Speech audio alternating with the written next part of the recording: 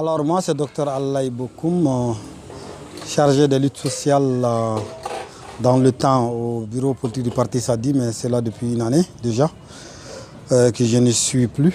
Actuellement je suis juste membre du comité central du parti Sadi. Et avec les élections législatives passées, j'étais candidat du parti Sadi en commune 1. Alors ce soir nous sommes chez vous justement pour savoir ce que vous pensez de la nouvelle Assemblée nationale, précisément le nouveau président qui est très jeune devant les députés, 147 députés. Aujourd'hui, que pensez-vous en tant qu'un politicien, en tant que quelqu'un aussi qui fait beaucoup d'analyses politiques? Oui, merci Abdou Salam. C'est la première fois que, pour ton information, que j'accepte de commenter ce sujet. Parce que je te connais très battant et de bonne foi. Aujourd'hui, j'ai beaucoup évité les médias pendant toute la journée. Parce que réellement, pour moi, il n'y a pas eu d'événement. C'était un non-événement, hein, honnêtement, parce que je suis quand même surpris. Je savais qu'il y avait des choses qui se trottinaient et qui se faisaient en louche. Depuis déjà les élections elles-mêmes, comment elles se sont déroulées, jusqu'au résultat des provisoires, jusqu'à la décision de la Cour constitutionnelle. Je me suis dit que tout ça n'était pas fortuit, parce que certainement ça augure d'autres choses pour 2023. Et avec ceux qui ont l'argent, ils pensent que tout est faisable aujourd'hui au Mali et tout est permis. Bon, peut-être que ce serait la goutte qui va faire déborder le vase. Sinon que chaque député, une fois élu, a le droit et la possibilité d'être président de l'Assemblée, pourvu que les députés se mettent d'accord. Mais avec tous les soubresauts et tout ce qui s'est passé jusqu'à la dernière minute avec le désistement de l'autre du même camp, j'ai retenu deux choses, sinon trois. La première chose, je vous rectifie d'ailleurs, si ça ne tenait que de l'âge, je crois qu'il y a une personne aujourd'hui, tous mes hommages vont vers elle, qui est députée de Ségou, qui doit avoir 26 ans, donc 20 ans de moins que celui que vous prétendez comme étant jeune, parce que l'autre, il paraît qu'il a 46 ans, donc ça peut être sa première fille. Donc, une institution dans laquelle il y a une fille qui a le même âge, enfin une personne qui a le même âge que ton enfant, tu ne peux pas prétendre à la jeunesse par rapport, si ce n'était qu'à cela. Je pense que celle-là devait être la présidente de l'Assemblée. Mais ce n'est pas une histoire de jeunesse, ce n'est qu'un leurre. Au fait, la deuxième chose que je retiens, c'est qu'il y a le RPM, que moi j'ai toujours qualifié de parti vraiment dans le système démocratique du Mali, que j'ai appelé système Adema avec grand A. Tous ces partis-là, ils sont tous les mêmes. Hein. C'est pourquoi ils n'ont pas de la peine à s'allier chaque fois que besoin il y a. Je me rappelle en 2013, Oumar Mariko était candidat à la présidence de l'Assemblée nationale. Mais l'URD a préféré voter blanc. Les 21 députés de l'URD ont voté blanc. Ils n'ont pas voté à l'époque pour le candidat de la majorité. Mais ils n'ont pas voulu voter pour celui qui était à l'opposition, en tout cas proche de l'opposition. Même si on avait déclaré à l'époque qu'on était avec Ibeka. Ils n'ont pas voté pour Mariko. Et pourtant, cette année, ils se sont mis eux-mêmes à chercher le candidat avec le RPM, qui est leur parti alter ego. Et je disais tout de suite que le RPM est au sein de l'ADEMA déjà. Je me rends compte que ceux qui sont partis au RPM, c'était effectivement ceux-là qu'on peut qualifier de moins démocrates possible, compte tenu de tout ce qu'ils ont été capables de faire depuis qu'ils ont le pouvoir. À la Kahina, comme on le dit, il y a même un petit à eux qui était à Nyono qui disait que désormais, c'est leur moment qui est à la cuisine, quoi. Donc au bas de Begoua, là, ils font ce qu'ils veulent. Alors quand j'ai vu les gens du RPM avec la boulimie du pouvoir, j'ai compris que c'était la partie la plus pourrie de la démocratie malienne au sein du système. Alors pour en venir au deuxième constat, c'est-à-dire qu'ils ont montré aux yeux des Maliens, sans le vouloir, qu'ils sont vraiment les mêmes.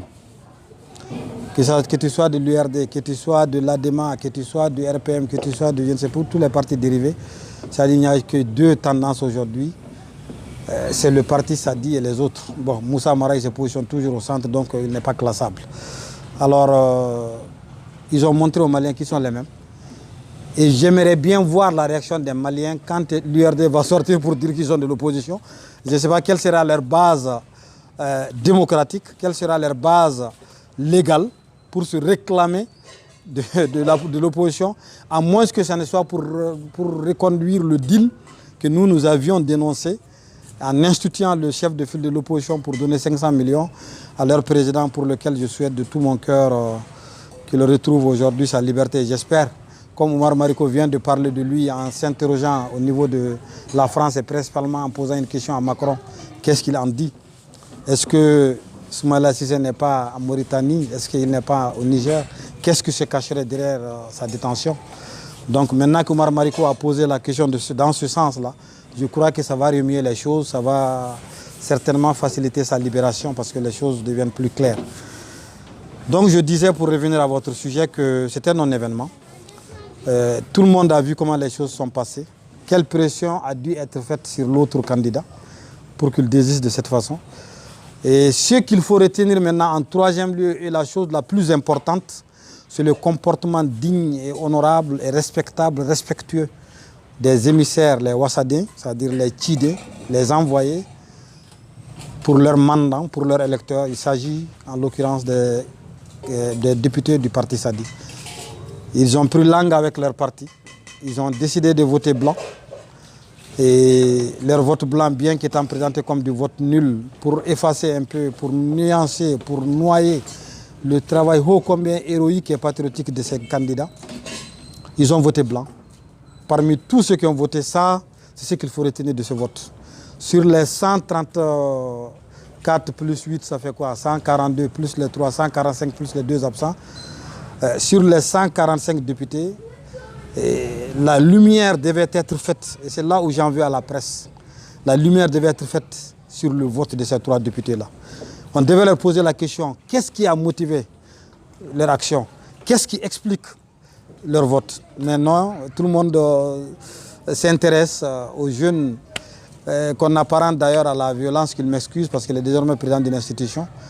Et même si moi j'ai fait une lettre ouverte ce matin au président de la République Ibeka, qui est sur ma page, et aussi à tous les élus nationaux pour leur dire vraiment de dissoudre cette assemblée parce qu'elle ne représente en rien le peuple malien, en tout cas en très peu de choses.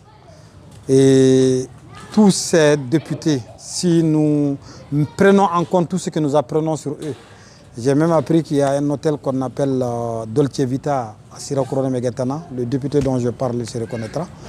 Au moment où il prenait ses sous pour changer de camp, il paraît qu'il tremblait. Certains disent 50 millions, d'autres disent moins. Bon, est-ce que c'est vrai, est-ce que c'est faux? En tout cas, on a pris l'information, on la balance comme ça.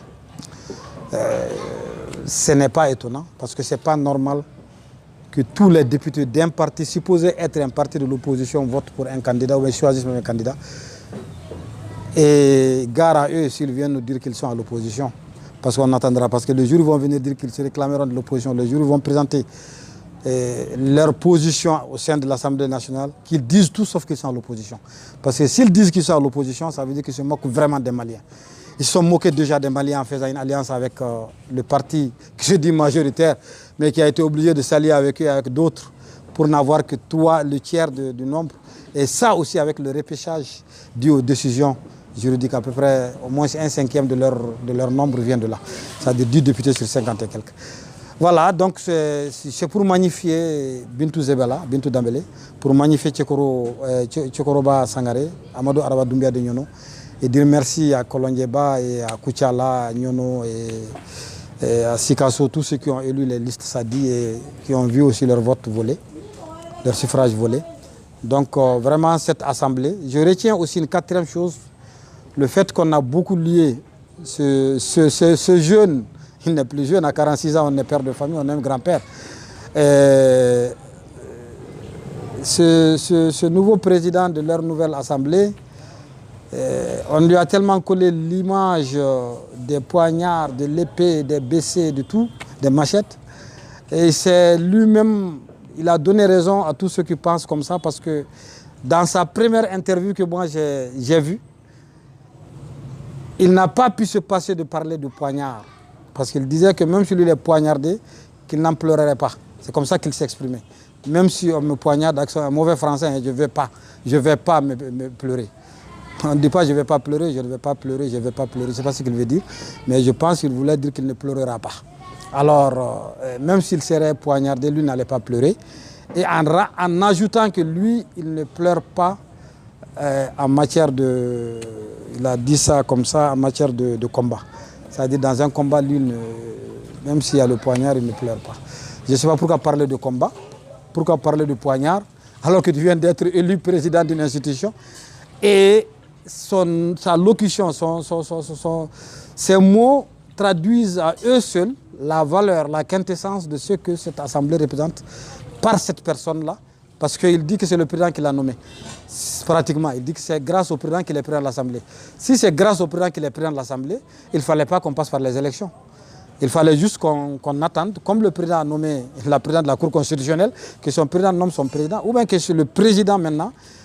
Pour cette raison, vraiment, pour un propos, le premier propos de celui qui est nommé le président d'une institution, qui dit que lui il est là parce que l'autre l'a choisi, ça veut dire qu'il a annihilé, il a annulé la valeur même de son institution, donc qui n'a plus valeur, qui n'a plus droit d'être. Donc il faut juste aller à la dissolution de l'Assemblée nationale parce que même le président de cette institution reconnaît qu'il est là par le fait du président de la République, alors qu'il est censé être une institution parmi les 8 autres qui régissent la démocratie malienne. Ça, c'est notre affaire. Donc vous ne pensez pas que cette Assemblée pourra combler réellement les attentes des Maliens? Une Assemblée nationale, c'est quoi? C'est la représentativité du peuple, la représentativité populaire. Il se trouve que la majorité des députés qui sont là, c'est des gens qui ont fraudé, c'est des gens qui ont triché, c'est des gens qui ont fait des achats de conscience, et c'est des gens qui ont eu la largesse judiciaire. Et je crois qu'un grand juriste s'est prononcé là-dessus, Maître Konaté, Ismaïla Konaté, qui était ministre de la Justice. Et son propos était clair. Et voilà, même le libellé était mal lu et ça annulait carrément la procédure. Mais quand cela ne tienne, on a retenu. Donc on prend les Maliens pour des moutons de panurge. Voilà. Donc pour moi, il n'y a même pas une assemblée au fait. Il y a une assemblée de fait et qui a sa légitimité grâce à la présence de quelques députés. Je ne suis pas partisan, seulement, mais qu'on sache qu'il y a des députés qui ont été élus dans la règle de l'art. Ceux-là, on doit respecter leur vote. Ils sont là comme députés. Et tant qu'ils sont là, ils représentent le parti auquel j'appartiens. Donc, il y a une assemblée, mais une assemblée qui n'est pas représentative. Donc, pour moi, cette assemblée ne représentera pas le peuple. Et ça va se voir. Et la raison est que depuis que l'assemblée est là, il n'y a pas eu inquiétude. Et partout, c'est des revendications. Partout, c'est des sorties. Il y a eu des morts, il y a eu mort d'hommes. Il y a eu la pression partout. Et aujourd'hui, ce qui se passe à Caille, voilà, même si ce n'est pas lié directement aux élections, on sait que c'est le gourou qui est là et le fait que les gens soient fâchés. Et voilà, donc au Tarakala, c'est dans un truc vraiment qui était là, qui attendait l'explosion. On va en parler d'autre chose qui est l'enlèvement ou bien, je ne sais pas, l'arrestation du professeur Mamadou Kilma Dambélé. Que pensez-vous en tant que démocrate, en tant que quelqu'un qui donne toujours ses pensées réellement en cherchant quand même la liberté d'expression au Mali? Oui, vous savez, quand on a arrêté Rasbach, contre lequel je me suis toujours battu parce que l'ayant compris, Omar Mariko et moi on est parti le soutenir à la justice, et pas que. Et chaque fois qu'il s'est agi de bafouiller les droits humains, nous nous lèvons pour dire qu'on n'est pas d'accord parce que la démocratie est venue au Mali. Tous ceux qui en profitent aujourd'hui n'en ont pas été des acteurs réels. Donc nous aussi, moi aussi, je n'ai pas été un acteur réel parce que j'étais en dehors du Mali à l'époque. Mais mon président, lui, on ne peut pas lui nier cela. Donc Clément Dambélé, contre lequel j'ai beaucoup de courroux aussi, il faut le dire. Clément, je ne suis pas d'accord avec lui parce que pour lui, tous ceux qui ont lutté à Mali n'ont rien fait. Et il est toujours entré, il est comme Rasbach, il magnifie juste ce qu'ils font, mais ils ignorent ce que les autres font. Mais en fait, ce n'est pas ignorer. Ils sont dans un jeu d'un système qui les finance pour qu'ils cassent la vraie lutte. En fait, c'est ça la réalité. Mais cela ne veut pas dire qu'il doit être arrêté parce qu'il a dit des choses. Et moi, je sais, tous les propos que moi j'ai entendu Clément dire, ce n'est qu'une transcription dans la langue nationale bamanakan des articles 2, article 3, article 6, article 121 de la Constitution malienne. Donc, il ne devait pas arrêter. Et la forme. Aucune arrestation ne doit être extrajudiciaire. Si la SE était formidable, était forte, elle n'allait pas permettre que le Mali soit envahi par des djihadistes. Elle n'allait pas permettre que moi, que ça fait quoi? Depuis 2012, il n'y a pas d'administration. Il n'y a pas de police, il n'y a pas de mairie, il n'y a rien. Si la SE est forte, c'était la couverture nationale du territoire. Si la SE est forte, c'était d'empêcher que les gens soient pieux dans leur famille à Bamako, qu'ils soient spoliés. Mais ce n'est pas en arrêtant un pauvre Clément qui n'a absolument rien fait. Et l'autre courroux que j'ai contre Clément, c'est qu'il a menti pendant les élections en disant que l'encre serait infectée de coronavirus et que les gens n'aillent pas voter. Tout ça, ça travaille dans le système. En fait, c'est pour empêcher que les vrais fils et filles de ce pays qui sont de bonne foi sortent pour aller voter et choisir librement. Quand quelqu'un va sortir gratuitement pour aller voter, il est plus appelé à ne pas aller en cas de danger que quelqu'un qui va prendre l'argent. Celui qui prend l'argent, il est capable de sauter sur le feu. Mais c'est des gens qui ont appelé à ne pas voter parce qu'ils voulaient aider le système. Et moi, je leur ai dit ça. Et là, il a même violé la loi en son article 123, la loi électorale. Il doit être poursuivi pour ça. Mais l'État n'a pas sauté sur cet élément parce qu'il a fait un mensonge.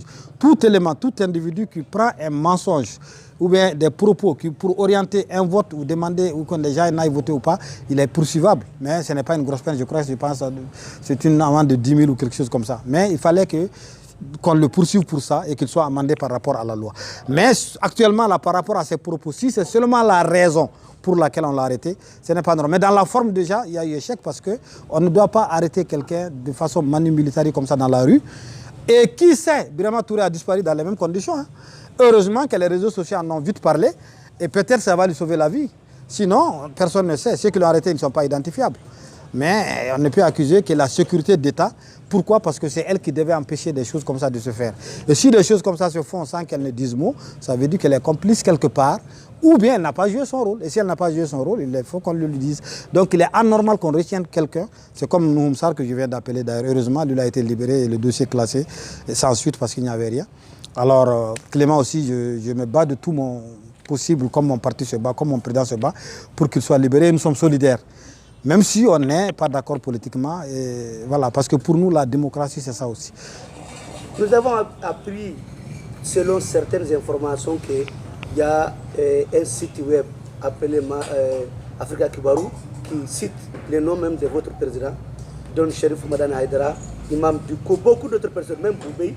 Est-ce que vous aussi, même Noussar, son nom est figuré sur cette liste, est-ce que vous ne craignez pas que ce qui est arrivé à Clément Noussar n'arrive pas, vous, votre président? Vous savez, nous on a l'habitude de dire, hein, nous luttons dans un satodo. Parce que nous, la vérité c'est que moi j'ai 55 ans, je ne vais plus vivre sur le même temps. Et puis, le sens que j'ai donné à ma vie, c'est le partage et aussi l'aide des autres. Dieu merci, moi je sais pas une renommée, une autre chose. Moi, à 25 ans, j'étais millionnaire, Dieu merci. Mais ce n'est pas un honneur pour moi d'être millionnaire quand je suis parmi des gens qui ne mangent même pas leur faim, ça ne sert à rien. Donc moi, j'ai vendu des trucs, des assiettes céramiques, j'ai vendu des chiens allemands, vous m'excusez, des trucs un peu partout en Pologne, en Turquie, en France, en Allemagne, avant même de finir mes études. Donc j'avais eu le million bien avant. Dieu merci, j'ai profité de la vie. Mais j'ai compris que sans le partage, on ne peut aller nulle part. Et j'ai décidé de rentrer dans un parti qui pense qu'il faut partager. Et il y a quelque chose à partager, les biens du Mali. Et il y en a beaucoup, Dieu merci. Ça suffit pour tout le monde. Et ça suffit tellement que les Maliens pouvaient mieux vivre, je vous le dis aujourd'hui, mieux que les Koweïtiens, mieux que les Saoudiens. Parce que le Mali est un pays très riche, mais on a eu la malchance d'être gouverné depuis 1968. Ça, c'est notre débat. Donc, c'est pour simplement vous dire, cette liste-là, j'ai pris connaissance et je crois que Nouhoum Sarr a même dû être enfermé par rapport à cette liste parce que certainement qu'ils ont pensé qu'il est derrière ces informations. Mais ce qu'ils ne savent pas, c'est qu'aujourd'hui, tout va se savoir. Sur les réseaux sociaux, il ne faut juste pas le faire. Ou bien il faut assumer. Quoi qu'on fasse, quoi qu'on dise, ça se saura. Tous ceux qui ont parlé de la vie privée des gens, les rasbats et autres, ça leur est tombé dessus après quand ils ont été pris en flagrant délit de déliquescence de la personnalité et du bon sens humain, même s'ils s'entêtent à dire des choses. Donc voilà, donc aujourd'hui les réseaux sociaux sont faits de façon que rien ne se cache. Nous avons tous des tares, personne n'est parfait. Mais ça ne m'étonne pas. Et peut-être c'est de la diversion aussi. Parce que dans cette liste, il y a aussi beaucoup de gens avec lesquels ils ont travaillé, beaucoup de gens qui les ont aidés, par la grâce desquels ils sont là aujourd'hui. Tous ceux-là que vous venez de dire, s'ils avaient supporté la vérité à l'époque, s'ils avaient supporté le changement, s'ils avaient ignoré ce qu'eux-mêmes pouvaient avoir, ils avaient vu le Mali. C'était Omar Mariko le candidat idéal. Ce n'est pas parce que c'est mon partisan, parce que c'est le moins sué quand même. Voilà, donc ça, ce n'est qu'une diversion et que voilà, nous, tout le temps dans un quoi. Ça, c'est vraiment, c'est pas un problème pour nous.